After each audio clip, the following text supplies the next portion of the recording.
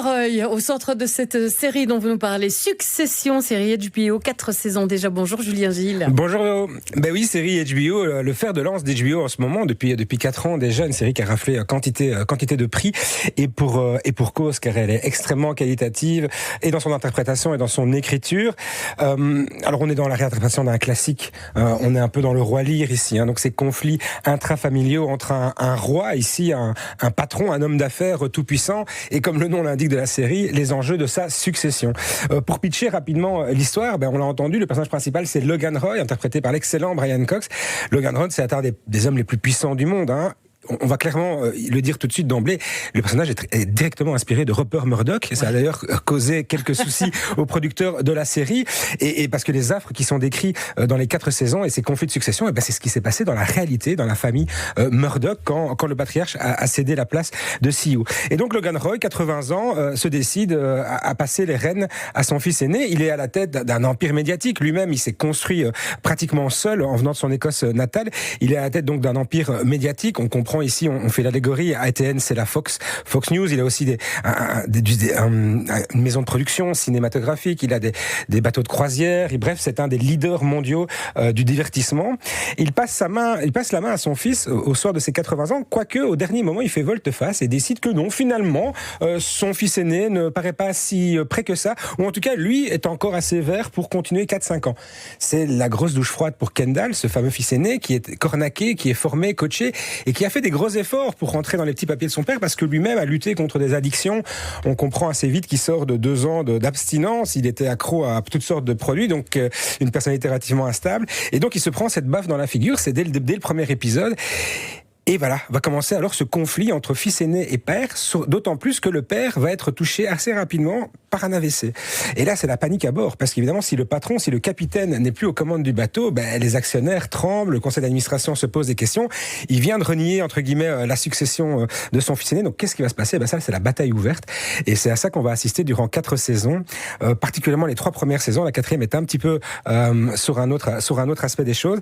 La bataille entre père et fils, auquel va se joindre les 2 autres enfants du patriarche, les frères de Kendall, Siobhan, la fille, et Roman, le petit frère, pour la blague, qui est joué par le petit frère de Macaulay Culkin, qui trouve ici un rôle assez exceptionnel. Oui, Kieran Culkin, je savais même pas qu'il faisait du cinéma, et qui trouve là un rôle vraiment excellent. Donc on rentre dans les coulisses de cette famille ultra puissante, ultra médiatique, et on découvre petit à petit la nature complexe des relations qui unissent les uns et les autres, ces protagonistes, tout autant que les arcanes du business qu'ils gèrent, en fait. Oui, parce qu'on pourrait se dire, en voyant, et c'est ce que je vous ai dit en voyant la bande-annonce, j'avais l'impression de voir un Dallas ou un Dynasty, mais version 2025. Et puis, vous m'avez dit non. C'est justement, il y a beaucoup de nuances et beaucoup de profondeur et de complexité qui sont apportées, qui permettent de mettre des enjeux beaucoup plus importants en avant. Les enjeux d'aujourd'hui, d'abord, par exemple, dans le business, un des enjeux principaux pour le business qui est, rappelons-le, donc c'est un empire médiatique traditionnel, donc ce sont des chaînes de télévision, des sites internet d'infos en continu, mais ils sont en train de se faire bouffer par la tech, ce qu'ils appellent la tech, donc les nouveaux médias. Et donc, par exemple, un des enjeux majeurs pour ce business, c'est de s'associer, c'est d'une manière ou d'une autre, pouvoir rentrer de plein pied dans le 21e siècle, finalement, sinon ils sont condamnés à disparaître. Donc au-delà des affres familiaux, et ça, on se rejoint sur ce côté un peu Dallas, effectivement, les trahisons, les frères, les sœurs qui s'aiment pas. Sauf qu'ici, évidemment, c'est fait avec des ficelles beaucoup plus fines. Et je vous dis, il y a aussi des dialogues qui font toute la force de cette série, une écriture qui est vraiment excellente et qui nous évite de tomber un peu dans des choses trop lourdes ou trop flagrantes. Voilà, les trahisons, on les voit quasiment. Soit on les voit arriver et on est dégoûté à l'avance, soit on ne les voit pas du tout arriver, et là on prend comme le protagoniste dans la série une baffe en pleine figure. Donc c'est à la sauce d'aujourd'hui, avec des vrais enjeux d'aujourd'hui concernant le business, mais aussi avec les manipulations. Par exemple, on va assister à certains épisodes, on va voir comment se gère une crise médiatique. Exemple, donc c'est la Waystar, la compagnie va être touchée par un scandale de type MeToo au sein de ses croisières. On découvre que pendant 20 ans, le CEO des croisières a caché des affaires de harcèlement, de viol du personnel sur ses bateaux, etc. Et donc comment, et là on a une petite souris dans la salle de conférence des chargés de com et compagnie de cette société, comment ils vont étouffer cette affaire, avec quels appuis.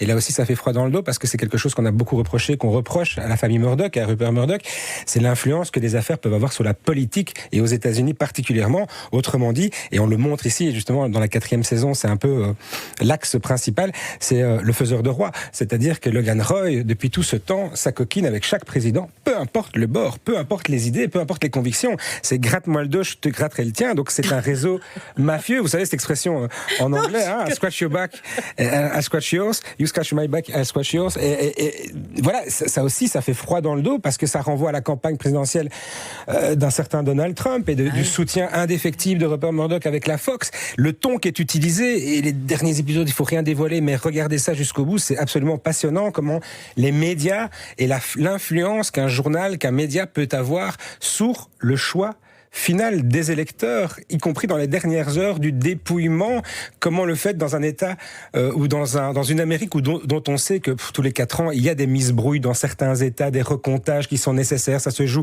à quelques milliers de voix sur 250 millions de voix exprimées. Eh bien, finalement, si un média qui a pignon sur rue annonce un vainqueur, est-ce qu'il faut vraiment recompter derrière? Vous voyez, cette relation est vraiment malsaine, et on se dit finalement, nous, en tant que citoyens du monde, j'allais dire, mais que pèsent nos décisions, que pèsent nos choix, même nos petits gouvernements, face à ce genre de mania insatiable qui veulent tout bouffer, qui veulent bouffer le monde.